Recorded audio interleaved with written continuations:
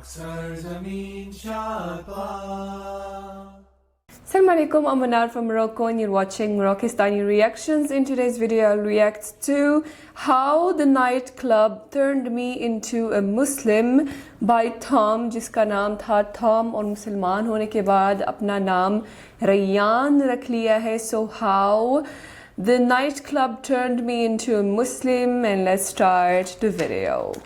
1, 2, 3. So, when you turn to Google and search for the fastest growing religion, you will find Islam topping the chart. As of speaking today, almost a quarter of the world's population identify as Muslim, while at the same time is the religion that has been denigrated the most by the media.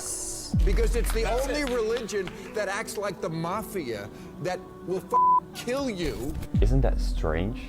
On every corner of the internet, you see people converting to Islam, as well as big influential people and entrepreneurs sharing their stories. People like Andrew Tate. I believe that Islam is beautiful, and I think it has the solutions to a lot of the problems we're facing in the world today. Former Dutch politician Joram van Klaveren. I decided to write an anti-Islam book, and it ended up me becoming a Muslim. Elfie Best. And I genuinely felt something in the mosque that I've never felt anywhere. What a beautiful community, what a beautiful, simple religion. And this list goes on. Every year we see an increasing number of Muslims in the population of non-Muslim countries. But how? Today I'm sharing a personal story on how this turned me into this. And yes, it's a slightly different video than what you're used to see from me on this channel. Normally I just speak about entrepreneurship, mindset, and my business journey. But I think this topic deserves some time because, yes, I converted to Islam. But let's rewind and start at the beginning of my journey. I grew up like a normal kid, in a normal household, parents with a normal income, a mother, a father, and a sister. But when I was 7 years old, things changed. My parents got divorced. I didn't see my father a lot. My mother had a really hard time managing the situation, financially, emotionally. It wasn't easy as a boy of just 7 years old seeing this. As a kid, growing up, I went through very impulsive and unwise periods.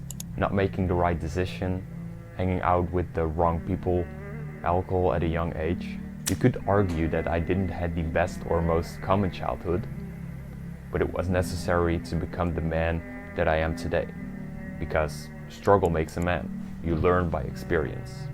And luckily, I have a great family that supports me, cares about me, loves me, and after all, I still manage to have a very strong bond with my father. And therefore, I now say, Alhamdulillah, meaning, praise be to God. But how did this happen? Why does this white guy speak Arabic and talk about Islam? Well, good question. In my younger years, I would never ever thought I would become a Muslim one day. But when looking back at my journey, it makes a lot of sense. At 15, 16 years old, I started to turn my emotions and negative experiences slowly into my motivation. I started building my future self. I started reading books, listening to podcasts, going to the gym more often, waking up early, etc., etc. I became a lot more conscious of the impact of the bad habits I developed during my younger years. I knew that if I didn't change these habits, my future wouldn't change either. And during this change, my group of friends started to become smaller and smaller. Some of them thought it was really weird what I was doing, but I didn't really care because I had this dream in my mind. I became obsessed with growing, learning, and developing myself. While my group of friends started to become smaller, a few friends never left. And someday somebody asked me, did you notice that almost all of your friends you have left are Muslim? Why is that?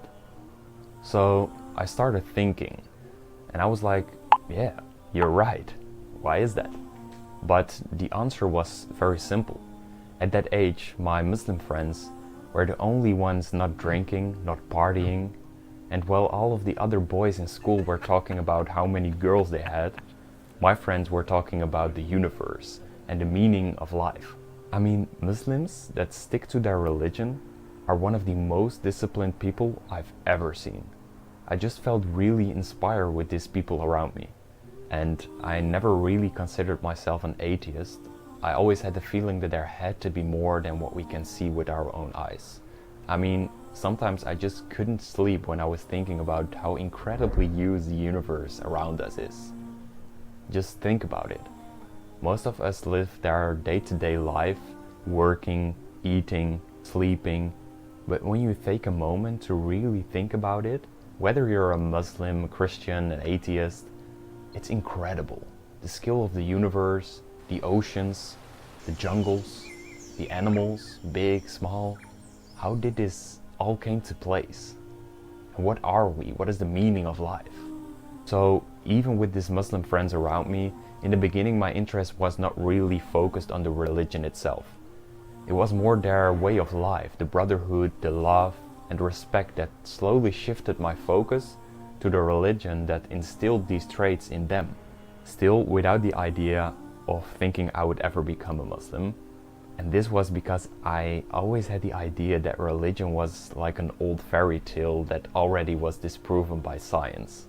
But the more and more I started digging into it, the more I realized I was completely wrong.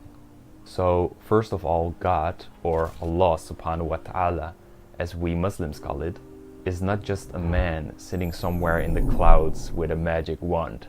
It's an indescribable force, the singular and all-encompassing power behind the creation what we see around us. And science proves that even the chair that I'm sitting on right now is made of enormously small and fast-moving atoms. This is called quantum mechanics. And if these electronics in it would stop moving, atoms would become unstable and I would not be able to sit on this chair. But what is the thing that makes these atoms move and stay in its position? You see, what is this force? But I'll not dive too deep into this, since this video is meant to share my experience, not to convince you. So long story short, for every question I asked, I received a powerful answer when digging more into Islam. And when people nowadays ask me why I became religious, I always say two reasons. One, for the rules and the way of living in this worldly life, we call it dunya in Arabic. And two, the hereafter, called akhirah. So let's start with the second one. All life is a test. This is something we can't argue about. It doesn't matter if you want to become the greatest sportsman alive or just live a normal, safe life. We all have to deal with negative experiences. We all have to deal with our emotions, our desires. We will lose people we care about, natural disasters, and so on. We all strive for an abundant life, yet 1 out of 10 people have a burnout. 90% of the adults are too stressed. So whatever you do, you will never be 100% satisfied with this life, because you will be constantly tested. I mean, if you're lucky, you will live 70, maybe 80 years on this planet. It's gone before you know. It's a matter of time. And your clock is ticking. So do mine. Shouldn't there be more than just this? At least I would like to believe that.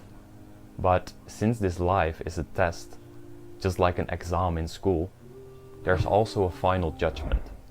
This is why Muslims, Christians, and Jews around the world are so disciplined and strict to their religion. And this also brings me back to my first reason, the rule and the way of living in this dunya, this worldly life. Religion provides a manual, and for me it's the Quran. Islam offers comprehensive guidance for all aspects in life, including family, marriage, finance, health, and so on. It gives me a great feeling to build a family and raise my children with love, spiritual guidance, common principles, and way of living. Nowadays we put so many different ideologies in people's mind that families are not united anymore.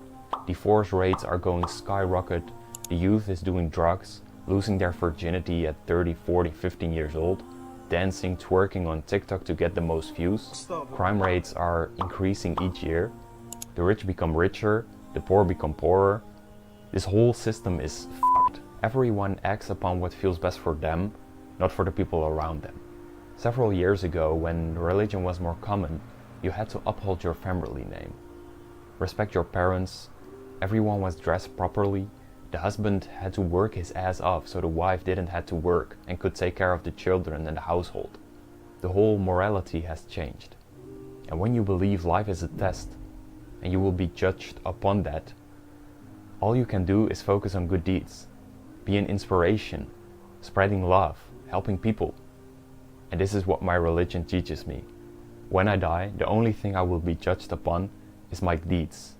Not the materialistic things, not the girls, not the houses, not the big business, but the impact, the love, the connection, the good intent, the good deeds. So this was my personal story I wanted to share with you today. And if you made it to the end, I want to thank you for listening. Honestly, I appreciate that. I hope to see you in the next video. Assalamu alaikum. Bye bye. Very interesting experience of a new Muslim, mashallah. I was impressed by his Arabic accent. मतलब बहुत सही accent से जो है वो अरबी words का तलफ़ुज़ करता है, which is very impressive for a new Muslim. And उसकी स्टोरी जो है काफ़ी इंटरेस्टिंग थी, कैसे जो है एक बिगड़ी हुई लाइफ से जो है उन्होंने अपनी लाइफ में सीरियस होने का फ़ैसला किया है, अपनी लाइफ चेंज करने का फ़ैसला किया है, और कैसे जो है अपने इर्द गिर्द मुस्लिम दोस्तों से मुतासर होकर जो है इस्लाम में इंटरेस्ट लिया है. तो ये अगेन एक और कहानी है जिसके पीछे जो है मुस्लिम फ्रेंड्स होते हैं. इसलिए जो है हर बार हर स्टोरी के पीछे जो है हम बोलते हैं कि मुसलमान का किरदार, मुसलमान किस तरह बिहेव करता है, मुसलमान की डिसिप्लिन्स जो है वो अपने इर्द गिर्द लोगों को मजबूर कर देती है इस्लाम में इंटरेस्ट लेने का, और वही लोग होते हैं जिनकी वजह से लोग मुतासर होकर जो है वो मुसलमान हो जाते हैं. ये मुसलमान जो डिसिप्लिन्ड होते हैं, जो अपनी रिलीजन को सही तरीके से फॉलो करते हैं, जो इस्लाम का एक अच्छा इम्प्रेशन देते हैं, तो वो खुशनसीब लोग होते हैं जिनकी वजह से जो है और लोग मुतासर होकर इस्लाम कबूल करते हैं.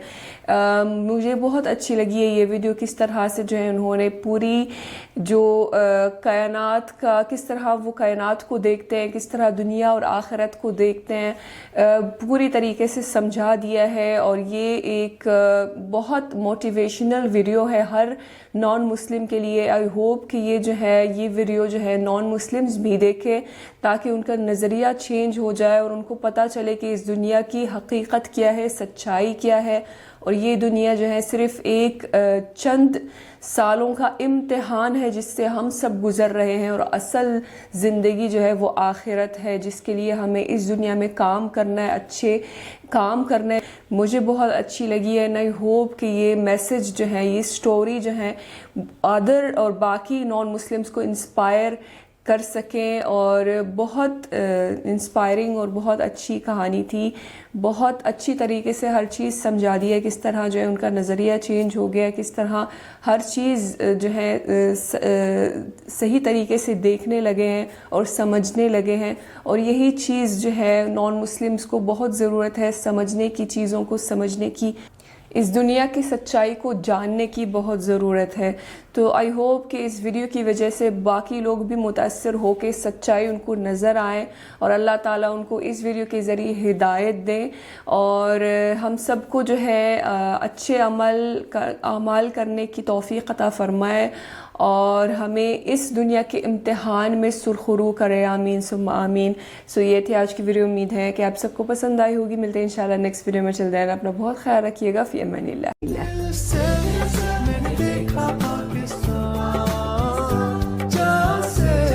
मेरा धरती